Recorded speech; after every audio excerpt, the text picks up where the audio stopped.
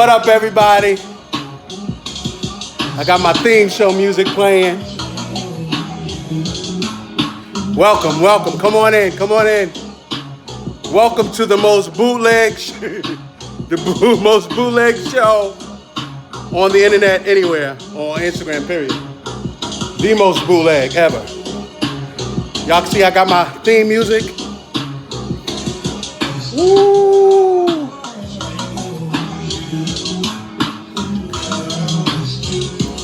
I don't know the word. I ain't tryna play no game with you. You know what the problem is. You don't want to sit up there with you. Ooh-wee! I just went there and get to that part. Welcome, everybody. Welcome, welcome, welcome. We ain't gonna waste no time. Listen.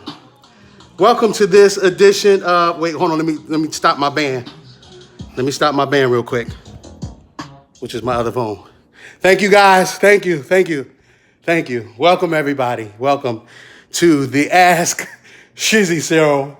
I appreciate everybody coming through. Quick shout out to everybody saying what up, what up.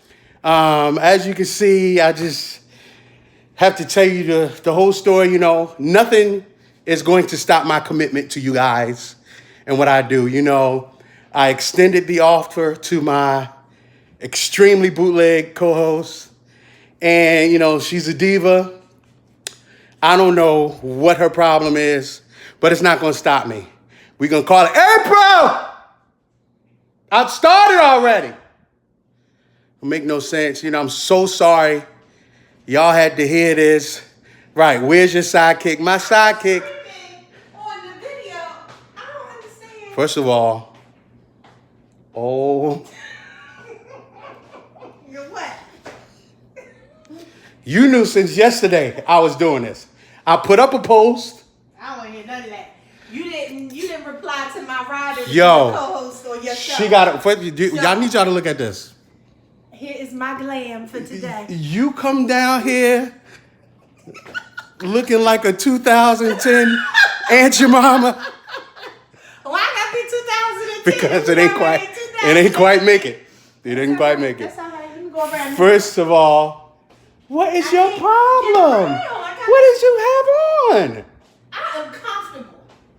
This is the Ask Shizzy Show. It's not. You know what? I'm auditioning for new. Look at this. Hello.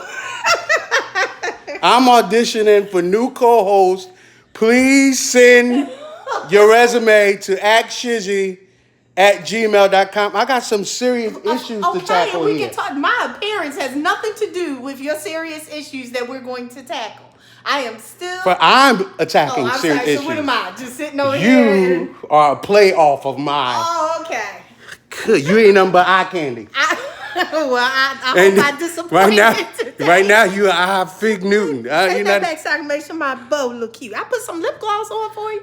This here is terrible. I ain't get her. Somebody said you done got her out of bed. I didn't get her out of April News since yesterday. Today is my day off. First of all, he didn't run this by my people. They didn't sign off on I'm my your rider. people. I'm your people. They didn't I'm sign only off on my rider. I need pink M&Ms. I don't see them nowhere around. I don't even see any water on deck. First of when all, we get parched from talking, what I'm supposed to do? Swallow my until spit? you start making some money for the Ask Shizzy Show, you ain't get. I ain't even got a cameraman. Well, I got my arm. Look at my cameraman. That's my cameraman. Okay. Well, I was asking Shizzy if he was going to accommodate my needs, and he didn't reply. So this is the best that you gonna How get. you come down here with People a like scarf to see and lip the gloss? Real. This is the real. This is how I look on a Sunday. Oh my God! You got Miko and Zoe up here talking about no, he didn't pay yet. Oh That's my God! counsel, my attorney. Deidre. Listen. First of all, hold on. Let me say, you're not going to take over. You're not going. The host of the show does a monologue. Okay. Okay. Right, You have to sit quietly. I'm gonna let you be great. Go ahead. Hello, everybody. Thank you all for tuning in, and our studio audience tonight for the Ask Shizzy Show. You know. Okay.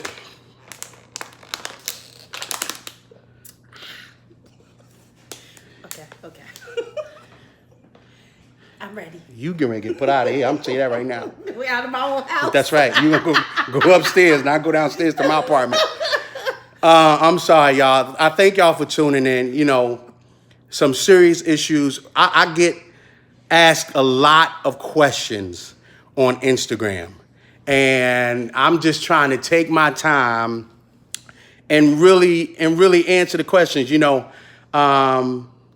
Had a wonderful time this weekend in church, Pastor Stephen Furtick, Elevation Church, and he basically was just breaking down how the church started. So I digested that as information to me is equivalent to the new currency. You know what I mean? It's just time for everybody to start getting information, and anything I can do to help, I'm here to help as far as information. Don't ask for no money. Don't ask for no other stuff. And don't be asking me where she at, because who wants to see that all the time? Me. This is church. So we listen, I ain't gonna be before you long. That's a church phrase right there. That's a lot. I'm not gonna be long. First of all, long-winded every time it's a you talk. gang of emails. Okay. Hold on. Just so y'all see. I ain't gonna show you. We can't show them that way because then you see the people's names. But we got a good start. We got 143 emails. 143 emails. Of course, we're not going to be able to get through all of the emails. So we are going to pick up. When the camera goes to you when it's your turn. You don't share the camera with the star. Look at you the entire time. You don't share the camera with the star. You don't share the camera with the star. See, that's the problem. I don't like this. That's right. One Elijah Kelly. Listen, I need a B. One Elijah Kelly said he need A and B selection. First of all, this one. April, you want April to sing? Oh, no. Baby, No, Elijah's actually singing. No, sing it. No, I can't sing. Sing it. Sing what? Anything. Remember I tried to teach you how to sing and you got so upset with me? Yeah, no, please don't make me do that. I can't. I can't believe you down here with a pink scarf. It match. Anyway, like I said, I'm not going to waste no time. We're going to dive right into these questions. And I really didn't go over the questions, right? If I pull up one and it's inappropriate, I will be skipping over it, just so everybody knows. But I'm trying to get a hardcore, real dope questions for some, for people who need answers or want answers. You know what I mean? G.A. Dennis or Good Dennis, I don't know how you say it, said, pass me now, oh gentle. That's right. Hear my humble cry. That's it. Okay, I'm sorry. So we're gonna hop right into these questions. All right, and I asked if you guys wanted to be anonymous or kind of dictate, but I don't think you don't have to get a name. Yeah, and they know their question if they. But this question is from Fabian Marshulo. It's something stupid. I really can't, Fabian. This is for real inquiries. Oh my gosh, Fabian, Vicky, get your husband. Please get your husband. Fabian's question is, Shizzy, why are you so fat? First of all, I'm not fat. That's right. I have he lost a whole lot of weight. I'm pleasantly plump, and I'm losing weight as we speak. I shouldn't even read that. Next, okay. Oh, this is from a 13-year-old. Huh? How are you online? 13? Okay, but I mean. What is this still? She said, no, wait, she ain't 13. I don't know. Anyway, hey, LaShawn, that's me. Excuse me. Oh, sorry. Hey, LaShawn, you worked with Brandy and Monica. If given the chance, would you have worked with Aaliyah? Also, is there a song that you've written that you think would have been perfect for her? I actually did work with Aaliyah. And it was during the time she was, it was shortly before, her demise. She passed on. And the work that we did never came out. But shout to Black Hand and everybody else, well, that's what it was. Okay, here's another, okay, here we go. This one, I want to remain anonymous. And it seems like this would be for both of us. Oh, okay. How kind of you. Thank you. Let Thank me you for scoot joining. back into You don't the get that scene. close. Oh, okay. Okay. I don't want the HR department. So no, this seems like it's a serious question. It says, I want you to remain anonymous. Granted. Okay, no problem. I've been with my husband 23 years. We have communication issues. If he's upset, he name calls and has tantrums. I told him I felt we need to go to counseling so we don't talk to each other like that. Okay? He's refusing, but yet he told me he would now. He's saying there's no problem. But clearly there is. So I'm refusing to be intimate. Wow. God, no. I'm refusing to be intimate until we go to counseling. Any advice would help. Please. Stuck on this communication with issues. Wow. So just to recap, you guys, yes, a couple of layers. You guys have been married for 23 years. That's a long time. And you're having communication issues. The one thing that, if I can address this properly, and I guess my co-host can chime in anytime she wants. Thank you. But the first thing I see is the 23 years. Let me say this. The time that you guys have been together, for the amount of time that you guys have been together, I would say don't let that be a box in a sense. And what I mean by that is a lot of people are together for a long time and they use that as advice saying, well, oh, we've been together for this long, he should know. Or we've been together this long, she should know. And that time, it kind of starts working against you. And I don't think that should be an issue in a sense, because I feel like 23 years, 32 years, 40 years, 60 years, as long as you're with somebody, you should always be willing to grow. So always give yourselves room and the opportunity to grow and learn. When it comes to communications, it seems like communications during disagreements. This one here is an expert when it comes to that. When we disagree, this is the only time in the marriage, especially being married this long, to where we structure point systems with ourselves. When you're arguing and you're at odds, you want to score the point. Who's going to say this to sting? Or who's going to say this to make that point? And who's going to say this to make it cut the deepest? That's not the way to be. That is a way to surely end the relationship, and you both will be sitting back like, what just happened? I would say to anybody, disagreements in marriage, they have to be done with the understanding of respect. Now, listen, I'm not going to sit up here in front because this one right here will tell you, when we get heated, we yelling and all that type of stuff. Not all the time. I believe the Lord has delivered us. I believe he has. Has he delivered us? You. Yes, Thank you. Us, I said. Yes. With that, if you love somebody and you've been together 23 years, I would say to him, let's take the time out to really understand what's going on. Because in 23 years, surely you guys are not together just to be together. I'm assuming that you guys love each other. There has to be some form of love. And when there is love, there has to be respect. So at a point, you have to say, okay, you feel like that this is not a problem when we argue, when we going back and you saying hurtful things and you calling me out my name, but it is a problem. And say, listen, I don't want to go another year, another month, another second without addressing this, because it is really diminishing the love that I have for you. I think you really have to break down. What in the world says you need some tissue? You have something. I ain't got nothing in my nose. What is you talking? See, don't let him. I ain't gonna let him get sidetracked. I ain't gonna let him get sidetracked. I think you really have to break down the perspective of respect. If you're together with somebody that long, just like me and April, I'll use us for an example.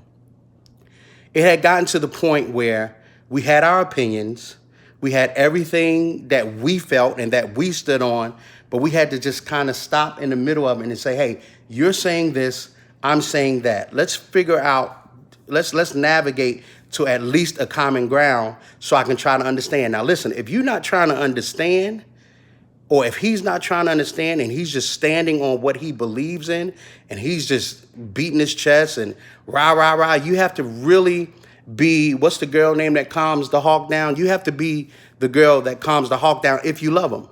because all of the actions you're not going to understand. If you love them, you have to say, listen, this is not working for me. And before it goes left, and before I contemplate leaving, and before I start trying to digest living my life without you, I want to work out how we communicate with each other. I want to work out how we talk to each other, even in disagreement. Because when you're disagreeing, it's always a space for misunderstanding. So if you love each other, if you feel like he loves you, and you've been together with this man for 23 years, you have to say, hey, what you're doing is hurting me, and it's not helping us. Let's just take a moment. Let's understand. And let me tell you something. I believe in counseling. I believe in April and I have been in counseling, spiritual and natural. I believe it. It's something that's going to help the marriage. And if you are trying to help your marriage, you have to say, hey, this is a step that has to be taken. And then you just have to tell him that, you can't tolerate, or you can't have him yelling and cussing and calling you out your name. And then to add, fuel to the fire, I'm sure he has a standpoint in this whole situation, but the withholding of sex, and I understand. Another problem. I understand that you have no doubt. When somebody is upset, absolutely, you have no desire to even think about sleeping or doing kissing or anything with that person. That's why it's important. I don't recommend withholding. I do recommend conversation. When you withhold sex outside of his frustrations and aggravation to whatever points that he feels like are valid that he's trying to make towards you, now this is just another chapter. And before you know it, you guys will look up and be done with each other and can't even really trace back the origin of how you're done with each other. You know what I'm saying? What you got to add to it? Well, I want to just say that reading this email, it looks like they've hit a speed bump. Mm-hmm. And I think when that happens, the logic is not there. Right. So if they're having these communication issues, I would think right now the communication needs to stop to a certain degree with one another, and stop focusing on your spouse to make the change before you make the change.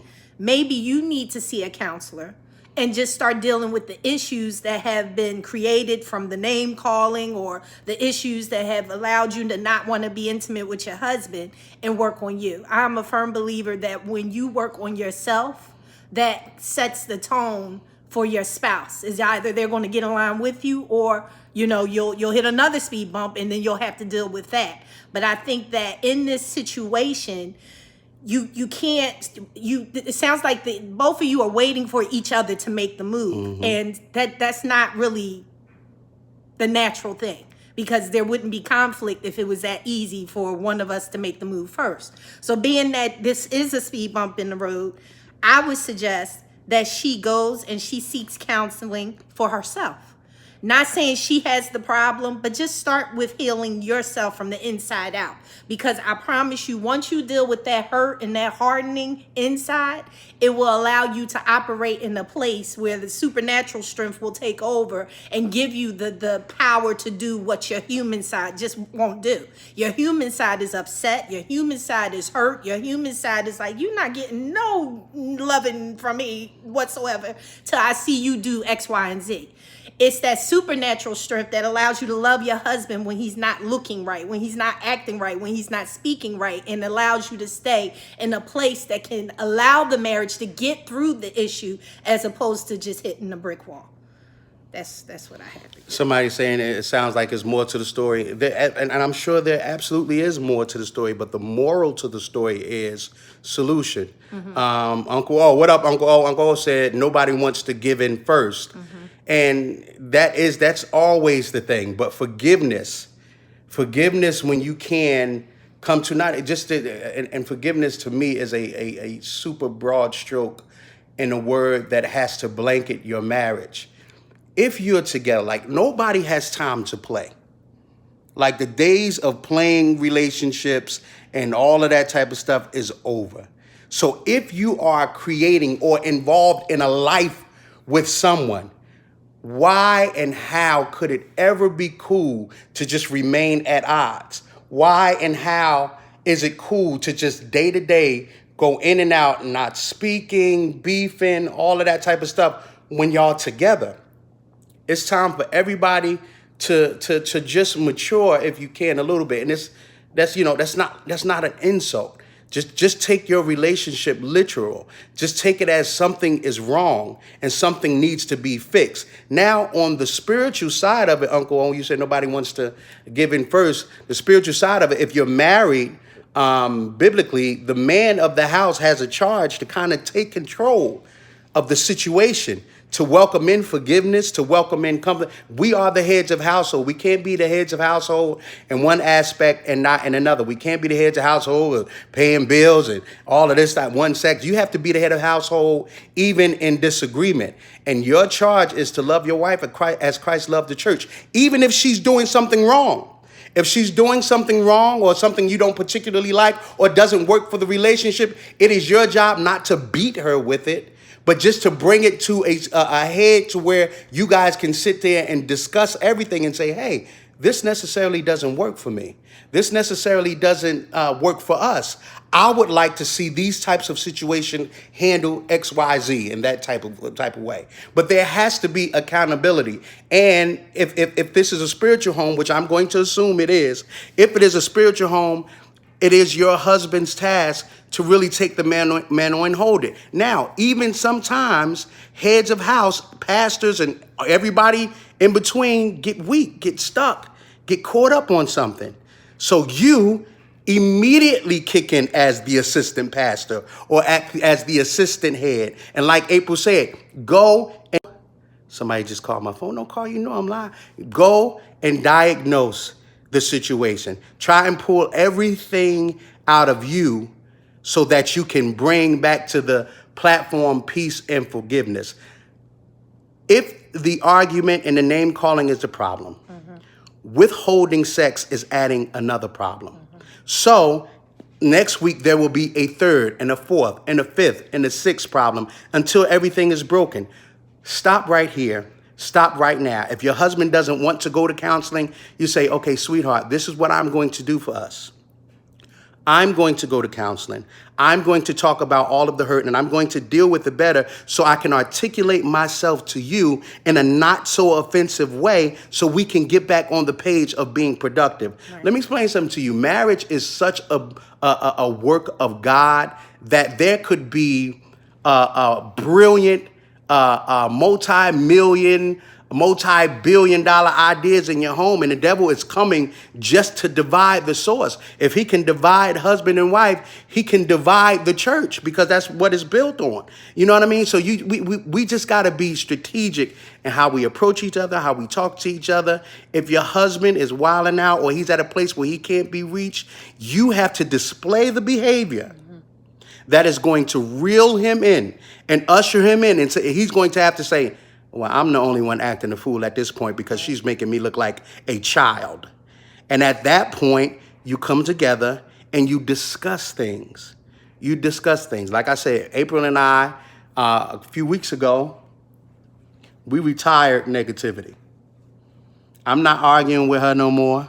Completely retired it. Because, sometimes he can get under my skin. That ain't all I can get under. We retired negativity. I'm going to tell you something. It's not going to come nowhere near us. And if it does, we're going to identify it. We're going to identify it and stop it in its tracks. That's what we're going to do. All right. So we kind of spent a long time on that question. Yes. Whoever, she didn't say whether she wanted to be, she wanted to be anonymous. Yeah. So I hope we helped you. If there's any other questions, email us back and we will get back on it. Okay, we're going to the next question. This one don't say whether it should be. Well, just keep them anonymous. Yes, just keep them anonymous. All right, read the question. Divorced in August, married by January. Basically married a stranger, someone that I used to date as a child that I ran into. He didn't want to shack. We only dated a couple of months. He's an amazing, hardworking husband and stepfather. But little things upset me. It's like I have a guard up. How can I change that? It sounds like Well, it seems like it was a quick moving situation. And I would think from the outside looking in and what you shared, that guard might be up because you didn't really allow the space to get to know each other. You sound like you got back together with him from someone that you used to date as a child. I ran into, you said, and he didn't want to shack. So it seems like you eliminated that courtship that would have allowed you to kind of build the friendship and go into the marriage. But you eliminated that so that you can get married and do the benefits, have the benefits of being husband and wife. There's still a training that you have to go through before you can just say I do. For me, you know, even though we were engaged for a year, we spent a lot of time talking, getting to know each other, understanding where we stood with our faith and our beliefs and those types of things, so that when we went into the marriage, my guard that I would have normally had up if he was a stranger was not there. This here just seems like it moved rapidly, and it just didn't allow for the time for you to be able to build a relationship that allows you the trust not to be operating in a place that's guarded. No? Yeah, I mean, absolutely. I agree with that. But I will also say, I will also say, divorced in August, married by January. Sweetheart, you're not done dealing with the hurt from your divorce. Absolutely. You're not done healing yourself from the hurt you experienced from your other marriage. Now, if this man, you're saying a great, amazing, hardworking husband, stepfather, little things upset me, it's like I have a guard up. You do have a guard up. The only way you can change that, is by releasing the hurt. Now, here's the thing. You have involved somebody else in your healing time. You have involved somebody in your therapy. So you have to pray and talk to your new husband now, saying, hey, I love you, or I love this situation, but clearly there is some things that I have to deal with. And I'm asking you, if you do love me, I would assume he does by marrying you. If you do love me, can you stand with me and by me as I go through this? And just try and understand certain things that I go through. Now, it will be totally unfair for you to subject this man to to your unresolved feelings and expect him to be there with open arms and everything else. I would say a healing needs to take place naturally first, and then you get into the spiritual realm of it to where God can just really come in and flush out all of the craziness. Now, there are emotions and there are different things that are still tied to that past relationship. Because the goal of any relationship, somebody just wants to be with somebody who's going to appreciate them and is going to do the best that they can for each other. It sounds like this man is doing that, and it's still not enough. You know what I mean? It can't be that. You know what I mean? You gotta go to him and let him know, listen, hey, I have issues. I'm glad you're in my life. I'm glad you came and rescued me. You have to do things and say things in the light of him to make him feel good about the battle that he has to face. Because he's a stepfather now as well. It's a lot to deal with. That is a lot to deal with. So I would say, really focus on you and really give your new husband the understanding that he deserves in moving forward, and letting him know that these are issues you have to deal with. And then let him speak into you in regards of letting some things go. You have to speak and you have to take on his points of view in this, because he is involved in it. So you have to take what he's saying, how he's assessing the situation, and really take it for what he's saying. Because if not, this could be a great situation at the wrong time only for you. And then you can grow to regret if you do something to end it. And that regret turns into resentment, and that resentment turns into depression, and then it just keeps going, and the devil has a field day. You don't want that. Ask for the grace of your new husband to go with you on this journey to get it resolved. Get the things that's in you resolved. All right? I hope we answered that one. And I just want to say one more thing. You said it's the little things. You also say he's amazing, hardworking husband and a stepfather. Those are 3 wonderful things for any man in a marriage.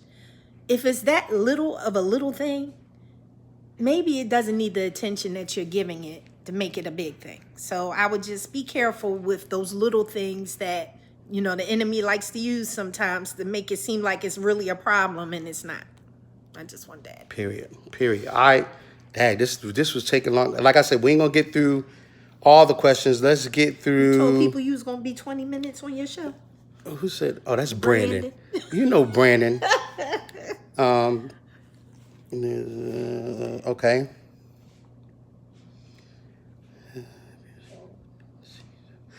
All right, somebody is asking, how do you know when there is a calling on your life and it's not just other people saying what they want to see on you? You know, Pastor Furtick, and I hope I don't mess this up. Pastor Furtick, he really shed light this weekend. Thank God for Elevation Church. And essentially, and I hope I'm saying this right, I hope I don't misquote him. I'm not going to quote him. I'm going to give my interpretation of it. The calling on your life is to serve God. That's the calling. When you answer that calling and you go into serve mode and you go, what? Brandon said, check your nose. I think y'all seeing the lining of his nose. It's not, and that's a little gray hair right there. Get out of my It's nose. not a boogie. I ain't got no boogers in my nose, Nothing man. in his nose. Thank you, guys. But the calling is to serve God. Now, when you serve God, you do it wholeheartedly, and whatever my father used to say, whatever your hands find to do, you do it. In those callings, you get in the serving rather, you find things that you're great at. You find things that really resonate with you and that you become passionate about.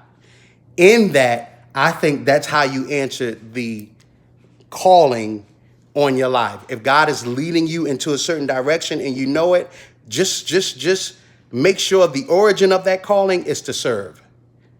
If it's not to serve or meet anybody where they are or how they are, then that's a whole nother issue for you to address before you get to the direction of what you feel that calling is. So if you're coming to serve, I feel like you're answering the calling. Now, when the passion kicks in and you know that you're great at one thing than the other, then you can pursue that. And if other people are, that's a two-headed sword in a sense. If other people are thinking that you're there to do one thing, it depends on who those other people are. I'm gonna just keep it 100 with you. Now, if they're not the bishops or the I don't want to get Kojic, but if they're not the overseers of the church and they feel like God is allowing them to place you in certain situations, then all the friends that are talking or a family member that's just talking say you should be doing it, or you should be doing it, you can kind of leave that alone. Now, we know the shepherd of the household gets vision from the Lord. And if the Lord is giving the shepherd of the house, the church, the vision for you or to be in, even if you may not agree with it at that point or you love it at that point, you have to go with what the shepherd is asking you to do. In a sense, now, if it's going against what God has told you, you put it in front of the altar and you have that conversation between you and the Lord and you get to the bottom of it. But I believe, like I said, I'm going to quote Pastor Stephen, but callings on your life is only the passion to serve God. As long as you're willing to serve God, you can get into whatever the specifics of the calling are. Yes, and serve God, not a notch on man's belt. That's right. It's a difference. Oh yeah, because people like to do stuff just to try to be seen, you know, and do different things. Oh, I'm just at the church. I'm glad that the Lord took us the opposite way, because He gave us platforms and accomplishments outside of church, and we're not looking for the church to validate us. but we're looking to serve in the church. Absolutely. And that's all we want to do is be effective. All right, so let's, all right, this is the last question because Brandon said we're going too long. You want to read this one? That's kind of heavy, baby. That's not gonna be fast. Let's do something light and fluffy. No. You want to do this one? Yeah. Okay. So me and my wife have been married now for 23 years. We were considered relocating to Charlotte as well to expand our brand, which is similar to what you guys are doing, empowering marriages, one love and laugh at a time. What's your advice on first Charlotte, second on getting your cool couples movement in the Philly area? Well, I love Charlotte. Me and April have been all over. We've been a lot of places. We've been gypsies. We've definitely been gypsies. And I truly feel like Charlotte is definitely a home for us, just because we love it. Like, we feel like it's great. The economic structure is amazing. And we've always been family-oriented, and we've always been low-key. You know what I'm saying? Like, even in our house in Jersey, our house in L.A., if you don't know where they are, you can't get to them. You know what I'm saying? They low-key, like, we ain't trying to be on nobody's radar. So it works for us because we like being low-key. I would say, without trying to be all spiritual and all that type of stuff, consult God. Like, yeah. You know what I'm saying? Make sure you praying. Make sure you praying on location and make sure you praying, is this where you would have us, Lord? And I would suggest not to move until you feel like you've heard from him or, he showed up in your prayers. All right? So, no, and about Philly. So y'all know I'm born and raised Philly, right? Oh, yeah, she's a Philly girl. 215, stand up. Okay. I ain't never heard her say that in my life. Yes, you have. I ain't never heard her say that in my life. So this is what I'm going to say. We are all about the cool couples movement. We want it to be contagious to every married couple. This isn't like, it's just ours. We want it to be a contagious type of situation. I would say if you have an interest for us to do something in the Philadelphia area, to email us and we can have that conversation aside from this here Ask Shizzy show.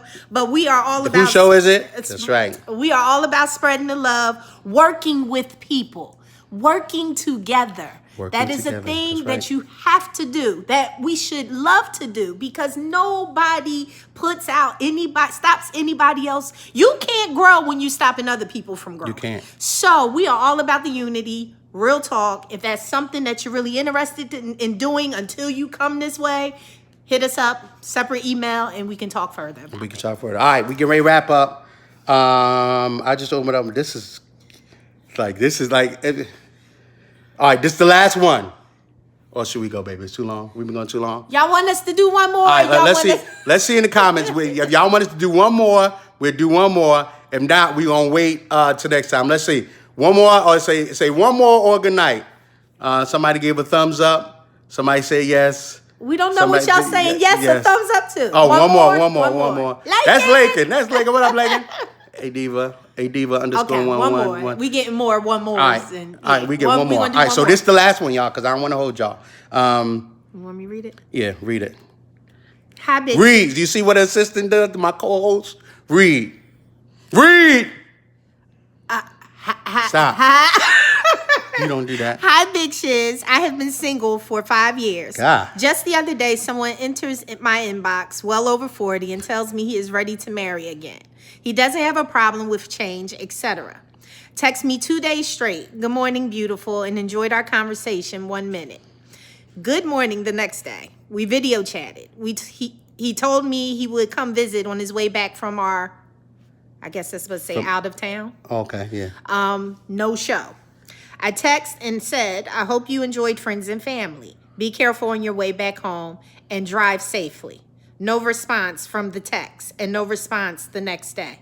Why do men come to you like they are ready to settle and be in denial of wanting a relationship? Why do they disappear? Because he's appearing somewhere else. Yeah. That has too many red flags, sweetheart, for you to be sitting over there worrying your little mind about this individual. He's in your inbox, but ship him to your outbox, okay? Oh, my God. Wait a minute. And then you say he's well over 40. He's too old. He a sugar daddy. ain't no He sugar daddy. a sugar. He got a gang of keys. He got one key ring with mad keys on it. And then he like, go and get you something out of that back of that van. Go and get you a soda or something. No. Well, listen, the proof is in the pudding. You know, we praying for you, but don't let the obvious seem like a puzzle. Yeah. It's not a puzzle. Like this guy, you were I don't know why men do this type of things, but you were a mood for him. You were a mood, and that mood changed, it shifted.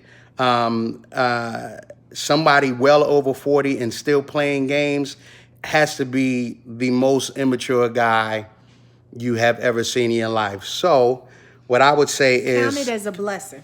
Count it as a blessing. You have dodged a bullet, yes. Or you could have been in the back of his van on Thanksgiving or wherever he was coming from. While he trying to getting make a snack. You know what I'm saying? Nobody wants that. This guy is a game and he's playing. And if you've been single 5 years, sweetheart, one more year ain't gonna kill you, if that. You don't know how the Lord's gonna move, but if you've taken the time to remain single, to wait for the right one, hold on to that. I know God sometimes that wait is like, Lord, when you gonna see about me? And everybody around you seems like they having fun and prosperous relationships. But let me tell you something. When God do it, He does it right. So all this playing games, disappearing acts, conversations. Ain't nobody got time for no Houdini. Yeah. No David Blaine. Ain't nobody got time. That's in Vegas. And you said, why do men come to you that way? Why do men do that? Men don't do that. Right. Boys do. When a real man is ready to settle with you and God brings them your way, you'll know the difference. And if this is a reoccurring situation, I would advise you to check your behavior. Check how you are inviting or letting people come in to your life. Let it not be so easy. It is not easy to find something of worth. It is not easy to get to a treasure. That's why you got treasure maps. It is not easy to just obtain something that's great. Like if you want to buy a great car, first off, you got to have good credit, which means you got to pay your bills, which means you got to make some money. It is not easy to get to something good. And please don't misinterpret. I'm not saying that you're easy, but a lot of times in our waiting or the expectation in the expectations of something, we kind of entertain conversations that are not at the level they should be in order to achieve it. So just don't entertain the conversations if the conversations ain't right. You know what I mean? April had a standpoint about the DM back in the day, and I totally disagree with that. Like I know people right now that DM. God, no. Them Insta thoughts be running rampant. The DM ain't. I don't think the DM is a bad thing if you're single and the other person in the DM is single. But I'm just saying, just check how you moving. And this dude right here, tell his nickname sound like his Junebug. Like if all his friends call him Junebug, he's too young to be a Junebug. He's 40. Well over 40. Well over 40. Well over 40. I'm over 40. You sure is. Look at you. And I'm like a young spring chicken. No. And I done got me a ripe one. He a fall turkey. He talking about a spring chicken. Please. That's funny for you. All right, y'all, listen. We done went way over time. I'd like to thank everybody for coming in and being with us tonight. I'd like to thank my bootleg co-host. Terrible. I think when you invite me all the time, I'm gonna wear my PJs. No. Why not? No. Welcome to, thank you for tuning in to Ask Shizzy, the most bootleg show on on social media and any digital platform. We love y'all. I want my band. I'm talking to my band. I want my band to take us out. Take us out of here, band. God, no, my Bluetooth done went off. That's terrible. God, no, wait a minute. I don't do this type of show, this type of stuff at my show. God, no. My Bluetooth done got disconnected. They ain't got time to wait for you to do your outro. Listen, I'm trying to do my... God, no. Lord, just my say Bluetooth. Goodnight to the people. I can't go out on my music, y'all. Okay. Or I got to hold it close to the phone. Oh, yeah. I love y'all. We love y'all. Again, welcome. Thank you for tuning in to Ask Shizzy, the most bootleg show on the internet. We love y'all. Bye, and have a good night. Peace in the Middle East.